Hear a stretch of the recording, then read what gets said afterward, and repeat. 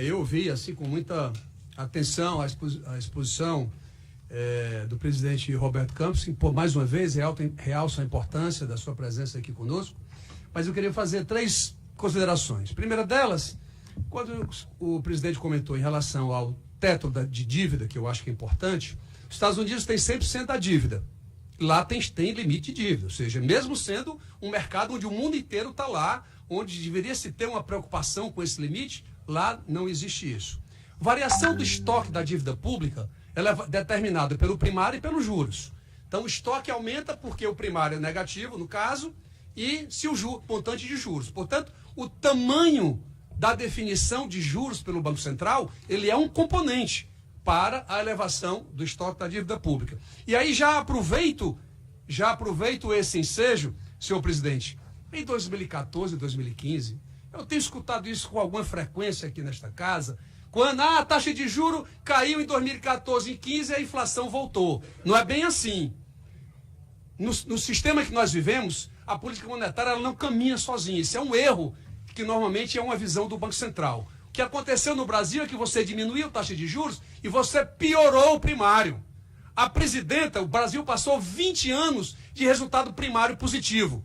Em 2011 diminuiu, 12 diminuiu, 13 diminuiu, 14 foi negativo. O que houve no Brasil é que, simultaneamente, com a redução da taxa de juros, você teve uma piora e uma piora grave do fiscal brasileiro. E isso é o que conduziu ao problema inflacionário subsequente. Não foi somente a redefinição, a compreensão da taxa de juros pelo Banco Central, não. O Brasil sai de 20 anos de resultado primário positivo para um primário negativo. Essa é a razão e nós estamos tendo problema até hoje. Portanto, não é só questão da taxa de juros, porque isso impacta quando você tem... Aliás, o presidente disse que a razão das agências de risco que tiraram as suas confianças, os seus investment grades aqui no Brasil, não foi por causa da reserva, foi por causa do fiscal. Então, eu estou enfatizando, portanto, que o fiscal contribui para a aceleração do processo inflacionário e não somente redução de taxa de juros, que não é o caso. Aliás, como eu disse, primário no Brasil, senhor presidente Marcelo Castro, senador Marcelo Castro, nunca foi capaz de pagar juros. Mesmo quando você tem resultados primários positivos, o Brasil não consegue pagar os juros, mesmo com o primário. Por isso que isso não se resolve. Por isso que o conceito nominal no Brasil, diferentemente do livro-texto, que é capacidade, resultado primário, é a capacidade intertemporal do pagamento da dívida, da amortização e juros. Aqui no Brasil, como o Brasil não tem capacidade de pagar a amortização, o conceito de primário no Brasil é capacidade de pagar juros. Ou seja, é só para manter o estoque real, intertemporal da dívida pública brasileira, porque o Brasil não consegue. E não consegue porque também o juro é elevado e o primário que se gera não é capaz de pagar esses juros. Por isso que a dívida, recorrentemente, ela sobe. Por isso eu queria só insistir um pouco que é necessário o Senado votar esse limite, discutir com o Banco Central, que é um limite, inclusive, muito folgado, que está lá no PRS 84, mas eu quero deixar aqui uma reflexão para o Banco Central, porque isso vai ensejar também uma análise mais percussiente. O Banco Central tem excelentes quadros, pessoas que querem estudar, enfim, então eu acho importante que isso seja feito. Segundo ponto, está aqui na casa o crédito suplementar para a regra de ouro. E nós precisamos saber se o Banco Central vai transferir aquela previsão que ele tem de superávit de 90 bilhões de reais, se está previsto no Banco Central fazer essa transferência para o Tesouro, para poder, portanto, ajustar. O descontrole é tão grande no Brasil que nós estamos lançando títulos da dívida pública para poder pagar a despesa corrente. Eu acho que é o fim e o Congresso vai chancelar esse tipo de descontrole. Portanto, o teto da dívida é importante. Tem que resolver o fiscal? Tem que resolver o fiscal. Mas nós temos que resolver um pouco também da monetária, que hoje não tem nenhum controle. Spread bancário, presidente, realmente me preocupa. Mesmo com essas dificuldades, a diferença do nosso spread bancário com o resto do mundo, ele é muito grande. E chega a tal ponto que em época de crise, se você examinar 14, 15 e 16, quando a economia toda retraiu, a indústria retraiu, o comércio retraiu, spread bancário aumentou, ele não caiu. Spread bancário aumenta na crise, ele não cai. Porque você tem um menor número de tomadores, para manter a rentabilidade do sistema bancário, ele aumenta o spread. É só olhar o relatório. Exatamente. Veja que em 2018, mesmo com a diminuição da atividade econômica a 1%, o sistema bancário teve 98 bilhões. Os 5 maiores bancos, 98 bilhões de lucros. E o primeiro trimestre já vai na mesma entoada. É muito mais, eu estou levantando isso, muito mais com a reflexão que é importante, o Banco Central, o spread bancário é uma questão, e a agenda do BC+, é relevante. Eu acho que o presidente tem que tocar isso cada vez mais com ênfase. Isso ajuda o país, isso ajuda o setor privado que está, informação que eu tenho, que tem 600 bilhões para ser lançado nesses 6 meses. Na minha época, eu chamava, quando eu era de banco, chamava crédito para liquidação duvidosa. Eu não sei se ainda tem essa terminologia de CL, né? 600 bilhões. A empresa privada ela não consegue ampliar o sistema bancário, primeiro porque realmente a rentabilidade da atividade econômica dela é menor do que o custo de captação do sistema bancário. Então, fica inviável ela iniciar, ou uma empresa iniciar a sua atividade produtiva, ou ela ampliar a sua produção, porque, presidente, há um descompasso entre essa rentabilidade da atividade produtiva e esse custo que ela incorre ao tomar o seu empréstimo. As empresas brasileiras são pouco capitalizadas, tem que recorrer ao sistema financeiro para financiar a produção. Aliás, esse é o papel do banco no sistema capitalista, fazer intermediação financeira. Nós precisamos do sistema bancário para fazer isso, mas esse nível de spread que está, realmente, eu queria ver se o Banco Central insistia na sua agenda para poder construir essa redução. E, por último, é muito mais para responder aqui o meu colega, e temos a aprovar na integralidade a Previdência. Queria só ponderar ao nosso colega, na campanha presidencial, senador, nós propusemos, determinado candidato a presidente, eu coordenava o programa econômico, nós propusemos um novo modelo de Previdência, inclusive com a capitalização com dupla contribuição do trabalhador e a patronal. Já tive com o ministro Paulo Guedes algumas vezes, mostrando o absurdo do regime de capitalização que ele está propondo, que é sem contribuição patronal. Dos 60 países que a minha equipe pesquisou, 59 tem contribuição patronal.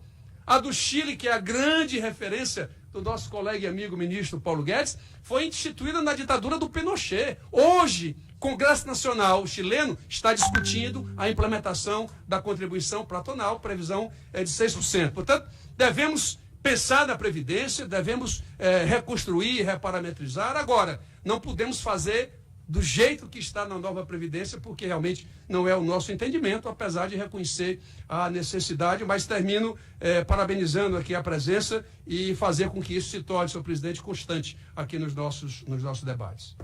Muito bem, então vamos para a tréplica ao doutor Roberto Campos Neto. Obrigado. Acho que não tem muito a adicionar. De fato, eu concordo que 2014, 2015 o grande problema foi fiscal. A reação deveria, obviamente, ter sido contrária na política monetária. Não faz muito sentido, porque você está acelerando e freando ao mesmo tempo.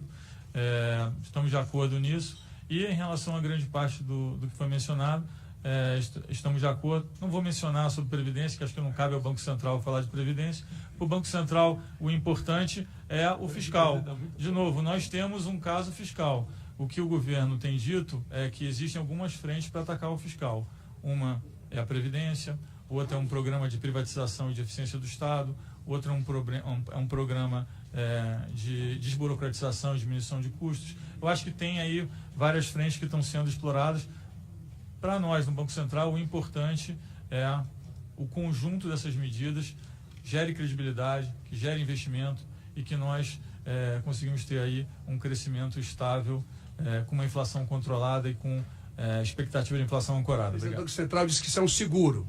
Pois bem, com 374 bilhões de dólares, nós perdemos grau de investimento 1, não adiantou o seguro. Perdemos grau de segunda agência, perdemos o segundo. Com 374 bilhões, perdemos todos os graus de investimento. Portanto, esse seguro não adiantou nada, porque o nosso risco no exterior aumentou, mesmo com esse volume tão grande. Primeira variável de análise dos fundos de investimento e assim por diante é a relação dívida-PIB, que essa tem piorado ao longo dos anos. Na minha cadeira de Economia Internacional, que eu ensino, o montante de reserva cambial que a gente mantém, no exemplo mais simples, é da segurança a todo o volume de importação, cobrir todos os contratos para que não tenha nenhum risco. Isso dá 180 bilhões de dólares. O Fundo Monetário Internacional tem um trabalho que diz que, onde ele agrega outras variáveis de risco, o Brasil não deveria ter mais do que 241 bilhões de dólares, portanto isso está precificado em mercado. Por isso que não adiantou ter 370. O Brasil perdeu o grau de investimento de todas as agências. Há, na realidade, um custo, há uma diferença, e como bem o presidente falou, entre o custo de captação. O governo se endivida para comprar reserva e aquilo que ele aplica no mercado internacional. Nesses últimos 5 anos há um ônus, não há? O senhor falou em 10 anos, eu tenho que fazer essas contas novamente, mas há um ônus muito pesado. Isso tem um componente fiscal, isso tem um pagamento de juros em cima disso. Queria ponderar ao presidente se a gente pudesse ter esse estudo de 10 anos, que há um custo e grande.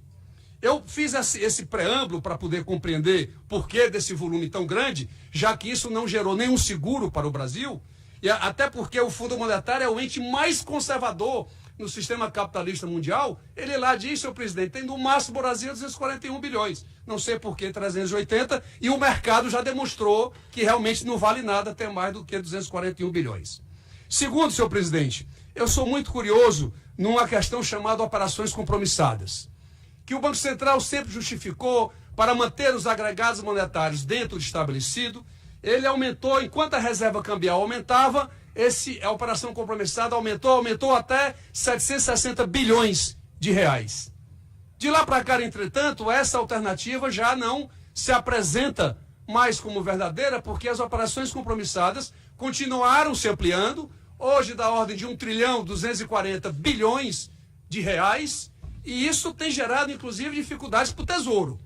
O Tesouro, quando ele vai refinanciar a sua dívida lá, apresenta lá um título pós-fixado em Selic, obviamente que dá um prazo de 5 anos, o mercado fica inseguro, não chancela, vamos rolar 300 bilhões, ele consegue rolar 180, 120, o Tesouro não chancela, aí isso gera dinheiro lá no sistema financeiro, o Banco Central vem irmãmente ao sistema financeiro e aí faz a operação compromissada, no meu modo de entender, desvirtuando todo um esforço que o Tesouro está fazendo para poder não chancelar cotidianamente determinados desejos do sistema financeiro, que é importante estar sólido, que é importante ter nossa atenção, mas eu acho que não faz sentido esse privilégio que a gente tem dado sistematicamente. Portanto, eu queria entender melhor porque que mesmo que depois das operações das reservas cambiais terem parados nos 380, as operações compromissadas continuaram subindo e hoje encontram nesse patamar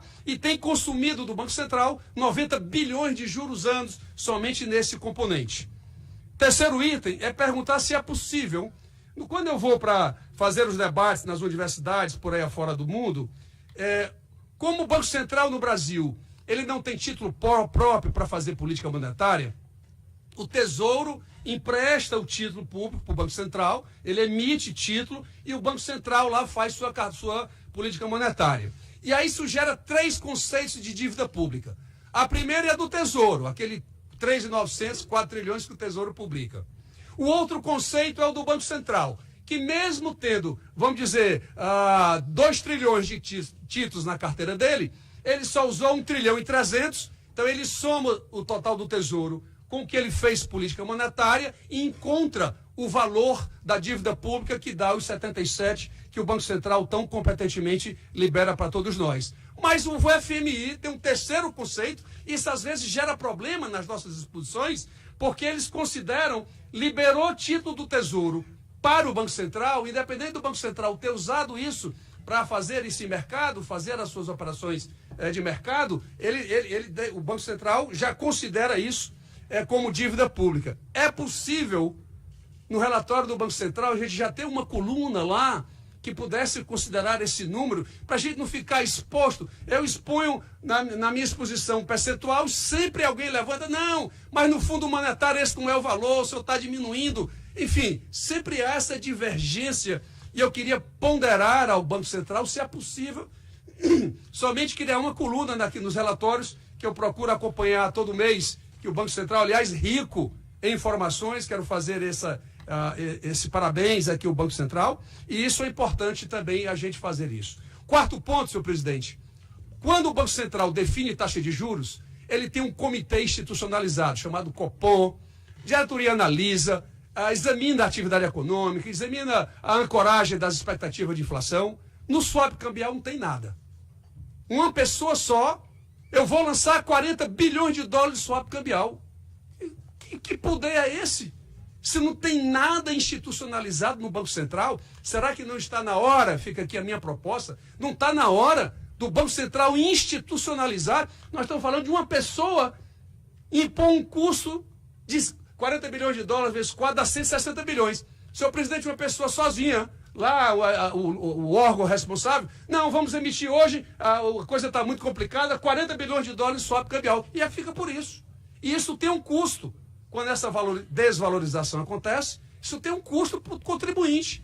Eu acho que está na hora do Banco Central institucionalizar isso, para que a gente possa acompanhar com mais nitidez, com que preocupações eles tiveram para poder lançar, em vez de 40, 30 ou 80, enfim, tem que ter um regramento para a gente compreender melhor, teoricamente, que valores são esses que o Banco Central, e hoje não há nenhum controle. E esta casa já começa a falar em independência do Banco Central, que a gente precisa, portanto, compreender. Essas coisas estão muito soltas e precisam, portanto, ter pelo menos, senhor presidente, entenda isso mais como uma contribuição do que qualquer outro entendimento. E, por último, é o seguinte, com certeza o presidente já esperaria essa pergunta.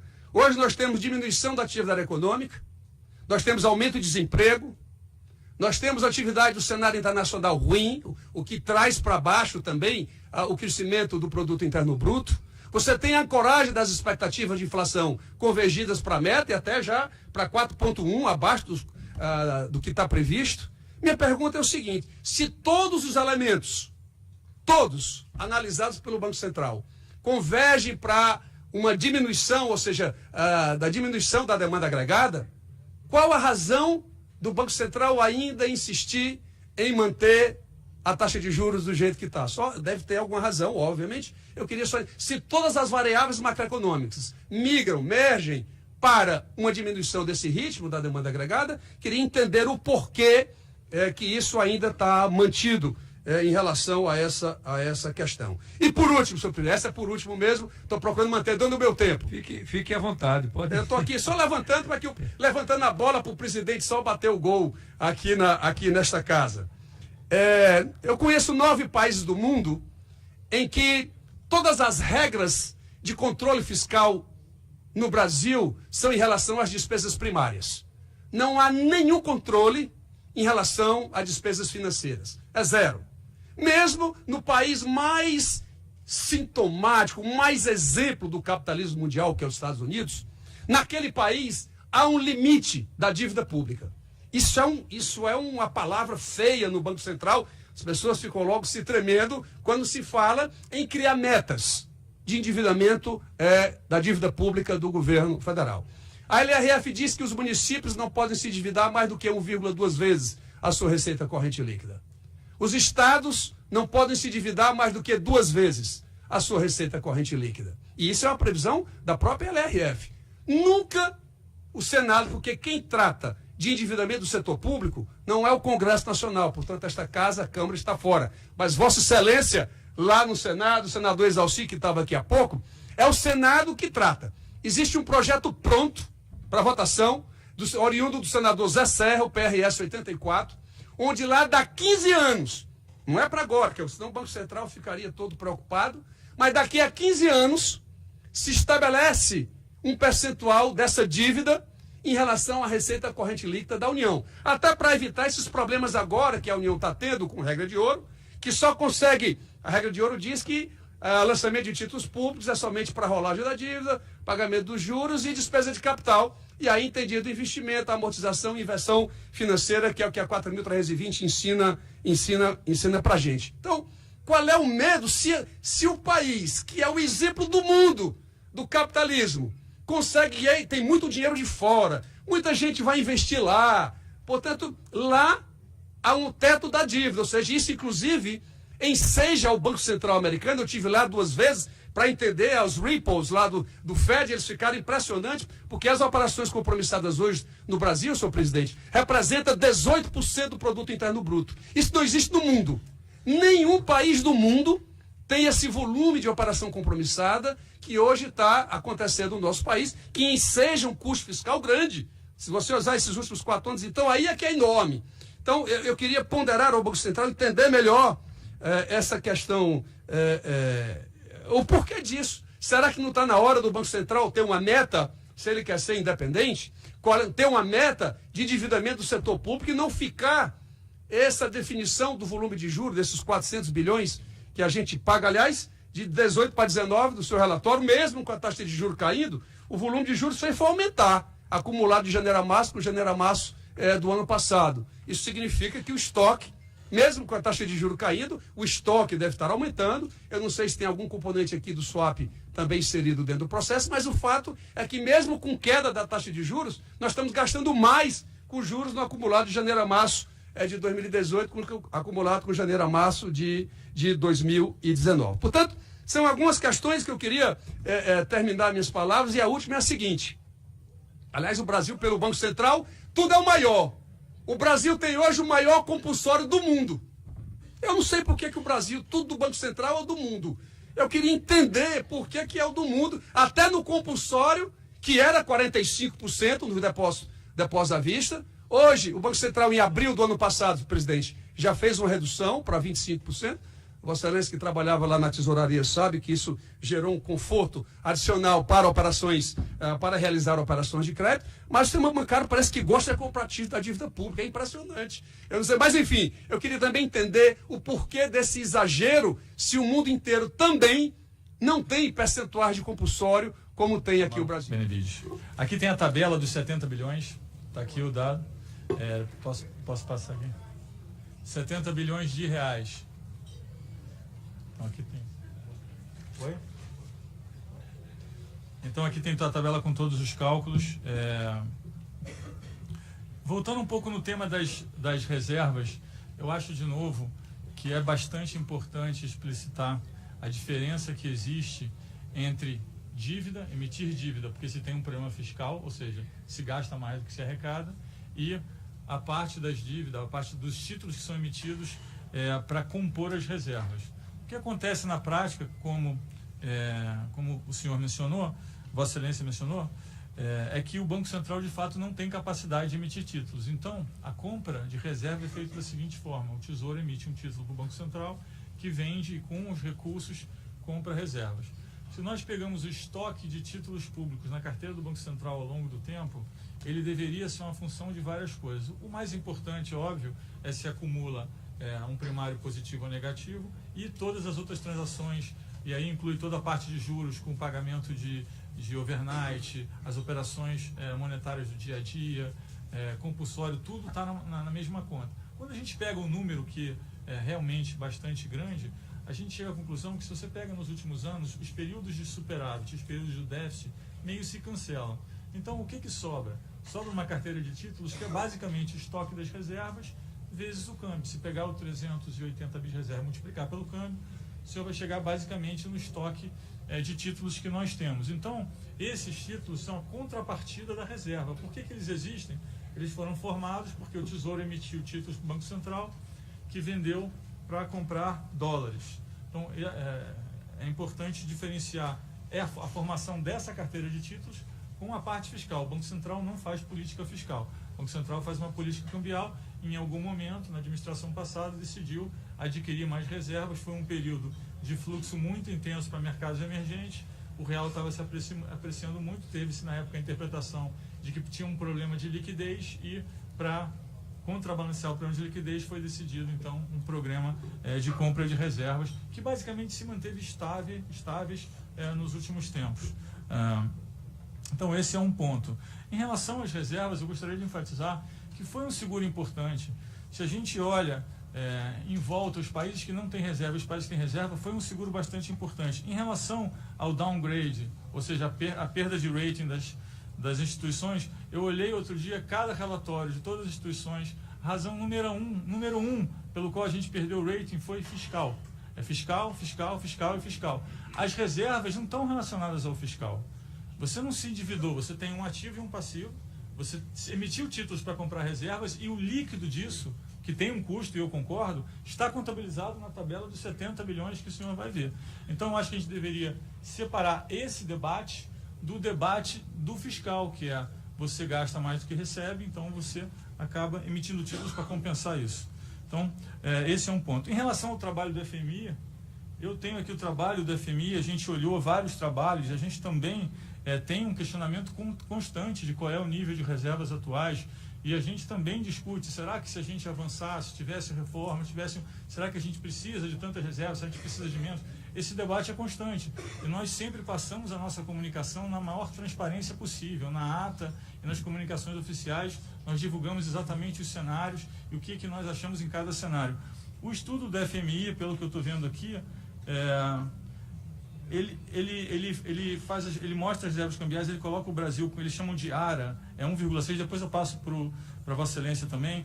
Ele tem aqui um problema que é o seguinte: na verdade, as reservas cambiais deveriam sempre levar em consideração o futuro, porque se eu tenho alguma coisa no presente e eu vendo o futuro, eu não tenho mais. Então, quando nós abatemos a reserva cambial, que tem de estoque de spot, com o futuro, o número abaixa, porque eu tenho 380 bilhões, mas eu vendi 70 bilhões no futuro. Quando nós olhamos esse número, nós ficamos, na verdade, dentro do que o FMI considera razoável. E depois podemos ter um debate, porque eu estudei bastante esse tema. Em relação às compromissadas, eu concordo que, realmente, em termos de veículo de operacional e a parte operacional, poderia ser melhor. Inclusive, nós estamos sugerindo, e inclusive está na redação da independência, da autonomia do Banco Central, ter outros instrumentos para não ficar tão dependente das compromissadas. Concordo que é um engessamento, como o Banco Central não emite moeda, o senhor mencionou, por exemplo, o exemplo do FED. Todos os bancos centrais do mundo desenvolvido depois de 2008 tiveram algum tipo de instrumento, que é o que a gente chama aqui de depósito remunerado, que é você poder fazer as operações de overnight, de enxugar a liquidez, sem ter que utilizar tantos títulos. Então, isso também é um...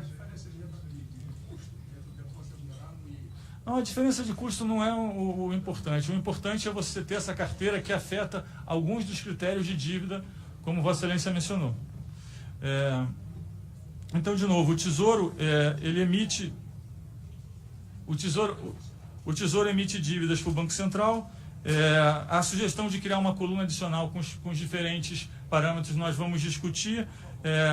Nós entendemos que o parâmetro que nós divulgamos é um parâmetro que é acompanhado há muito tempo e que as pessoas fazem a conta rapidamente para transferir de um parâmetro para o outro, mas vamos olhar. Na parte do Copom, a sugestão era institucionalizar um comitê para as decisões de política cambial.